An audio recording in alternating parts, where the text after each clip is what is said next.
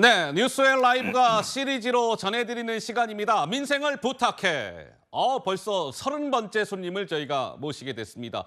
대한민국의 수도 서울시의 살림을 꾸리고 뭔가 매섭게 감시하는 역할을 하고 계신 분이죠. 김현기 서울특별시 의회 의장을 스튜디오에 모셨습니다. 자, 김 의장님 안녕하십니까? 안녕하세요. 반갑습니다. 안녕하십니까? 먼저 의장님께 이 질문을 드리고 싶어요. TBS 교통방송. TBS가 대표에 이어서 이사진도 교체를 했습니다. 그래서 TBS는 이런 것 같아요. 뭐 사명을 변경한다든지 프로그램 개편을 통해서 서울시를 설득해서 서울시의 재지원을 이끌어내겠다 이런 구상인 것 같은데 우리 의장님 어떻게 동의하십니까? 어떻습니까? 현재는 전혀 고려하지 않고 있습니다. TBS를 재지원하는 거는 현재로서는 전혀 고려하지 않고 있다는 말씀이신가요? 이유는 이렇습니다. 작년 11월 16일 날 TBS 이른바 교통방송 지원에 관한 조례를 폐지했고 그 시행 시기는 2024년 1월 1일부터 적용토록 하고 있습니다. 그런데 이 폐지 조례를 시행도 안 했는데 다시 원상 회복 불가능하죠. 그것은 서울 시민이 명령한 대주주인 서울 시민에 대한 배임 행위다. 저는 그렇게 생각을 합니다. 예. 우리 의장님께서는 TBS에 지금까지 뭐 쭉 보셔왔을 텐데 TBS 교통방송 어떤 부분이 가장 좀 문제였다라고 우리 의장님께서는 보고 계셨습니까? 문제라기보다는 교통방송은 이른바 수명을 다했습니다. 수명을 다했습니까? 그렇습니다. 이유는 교통방송은 차량을 운행하는 분들에게 교통정보를 제공하기 위해서 설립된 방송입니다. 그런데 지금 교통방송을 듣고 자동차 운전을 하는 운전자는 없습니다. 어허. 특히 AI 시대가 곧 도래하는데 특히 지금 앱을 다 통해서 이용하고 있지 않습니까? 그런데 교통방송이 더 이상 필요 없다는 것은 자명한 일이죠. 그렇군요. 자, 이번에는 TBS 질문에 이어서요, 의장님. 이제 서울시 의회가 지하철 버스 요금을 300원 올리는 조건으로 서울시 대중교통 요금 조정안을 통과를 시켰습니다. 그런데 이제 이게 결국엔 시민들의 이제 부담이 좀 가중된다 이런 얘기가 나오는데 뭐 이 부분에 대한 좀 대책이랄까요? 이런 게 있어야 되지 않을까요, 의장님? 시민의 부담이 가중되는 것은 틀림없는 일이죠. 그러나 반면에 이 대중교통 수단, 특히 지하철 요금은 2015년도에 인상이 되고 8년 동안 동결이 됐습니다. 그렇군요. 현재 지하철 이용 요금은 원가의 50%에도 미치지 못하고 있습니다. 300원을 인상한다 하더라도 원가의 70% 정도 수준입니다. 따라서 요금을 인상하는 것은 불가피한데 물가에 미치는 영향, 또 서민들에게 미치는 어떤 가중 이것을 고려해서 일단 하반기로 인상 계획을 잡고 있습니다. 아, 올해 하반기요? 네, 그렇습니다. 아, 그렇군요.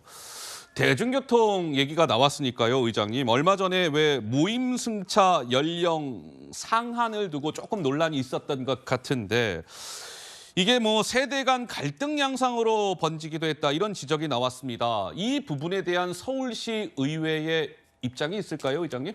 연령 조정에는 절대 반대합니다. 절대 반대하십니까? 그렇습니다. 65세 현재 연령을 그 이상으로 상향 조정하는 것은 의회 입장이나 저 개인적 입장에서는 반대합니다. 이유는 간단합니다. 지금 노인 계층에 연령 계층에 있는 분들은 산업화의 기수들입니다. 열심히 일하다가 노후 대책은 전혀 준비되지 않는 분들입니다. 대한민국 노인들의 빈곤율이 40%에 달하고 있습니다. 세계 1위입니다. 이분들에게 외출할 수 있는 권리마저 뺏는다면 그것은 바람직하지 않죠. 따라서 현재 연령은 그대로 유지하되 무임승차로 인해서 발생하는 적자분은 중앙정부가 부담하는 것이 맞다. 이렇게 말씀드리고 싶습니다. 중앙정부가 그 적자분을 좀 메워주는 것이 그렇습니다. 맞는 방향이다. 뭐 이런 말씀이시고. 서울시에서도 또 우리 서울시의회에서도 중앙정부에 그렇게 건의를 했고 기대하고 있습니다. 알겠습니다. 하나 더 말씀을 드리면 철도산업발전법에 의하면 코레일, 철도공사가 발생하는 적자분은 중앙정부가 70% 정도 부담을 하고 있습니다. 그런데 지방정부가 운영하는 지하철에 대해서는 적자분을 보전하지 않는다는 것은 형평성에도 맞지 않다. 예. 이렇게 말씀드릴 수 있죠. 그렇군요, 의장님. 자, 의장님 뭐 이 출산율 있지 않습니까? 이게 뭐 대한민국 사실 전체의 문제인데 서울시 출산율을 보니까 의장님 0.59명에 불과합니다. 서울에서 아기들 울음소리가 참 아기들 울음소리 듣기 힘들다 이런 말씀하시는 분들 많은데 출산율을 높이기 위한 서울시 의회만의 뭔가 대책이랄까요? 이런 게 있을까요? 있죠. 뭐 충분하지는 않지만은 서울시 의회도 나름대로 준비를 하고 있는데 0.5라는 것은 서울 소멸의 위험 신호입니다. 경고등이죠. 예. 따라서 우리 서울시청과 서울시의회는 특단의 대책을 마련하고 있고요. 서울시의회 차원에서는 일단 다자녀의 기준을 3인에서 2명으로 낮췄습니다. 곧 제도를 시행합니다. 또 난임 부부에 대한 지원, 예. 또 지금까지는 그 자녀에게 지원해주는 연령을 13세로 했는데 예. 18세로 상향 조정하기 위해서 이번에 의회가 개의 중입니다만 처리할 계획입니다. 그렇군요. 네. 그래서 의장님 제가 이렇게 좀 보니까 지금이 몇 월이죠? 4월이잖아요. 9월부터 소득에 관계없이 출산 후에 산모들에게 산후조리 경비를 지원한다. 이게 9월부터 시작되는 겁니까? 그렇습니다. 얼마씩 지원이? 100만 원 지원할 계획이고요. 100만 원. 충분하지는 않습니다. 산후조리원에 들어가면 상당한 금액이 발생한다는 걸 알고 있어요. 그렇지만 당장 전액을 지원하기는 좀 어렵습니다만은 특히 저소득 계층은 서민 계층은 그 산후조리원에 들어가는 것조차도 사치였습니다. 예. 이분들에게는 큰 도움이 되지 않겠나 이렇게 기대하고 있습니다. 알겠습니다. 자, 시장님 그 한강 르네상스 2.0, 한강 르네상스 2.0 이른바 그레이트 한강 프로젝트에 대한 질문을 좀 해볼 텐데 먼저 이게 그레이트 한강 프로젝트라는 게 의장님 어떤 겁니까 간략하게? 한강을 서울 시민들이 유용하게 편리하게 이용할 수 있도록 구조조정을 한다는 계획입니다. 구조조정. 그렇습니다. 특히 그 한강은 남쪽과 북쪽에 그 강변 도로가 있습니다. 시민들이 한강을 접근할 수가 없습니다. 예. 대단히 불편하죠.